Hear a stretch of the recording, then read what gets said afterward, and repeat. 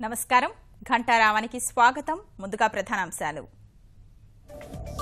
భారత 14వ రాష్ట్రపతిగా రామ్నాథ్ కోవింద్ 65% పైగా ఓట్లతో ఘన విజయం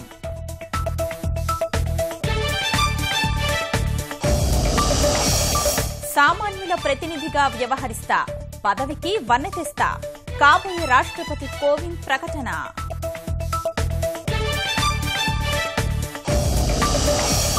రామ్నాథ్ కు మోదీ అమిత్ షా శుభాకాంక్షలు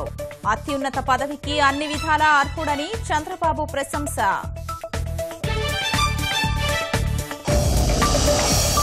సెప్టెంబర్ నాటికి కుప్పానికి హంద్రీనీవా జలాలు తన నియోజకవర్గాన్ని అభివృద్ధికి ప్రయోగశాలగా మారుస్తానన్న సీఎం మరింత దూకుడు పెంచిన అవినీతి నిరోధక శాఖ మరో 2 ప్రభుత్వ అధికారుల ఇళ్లపై దాడులు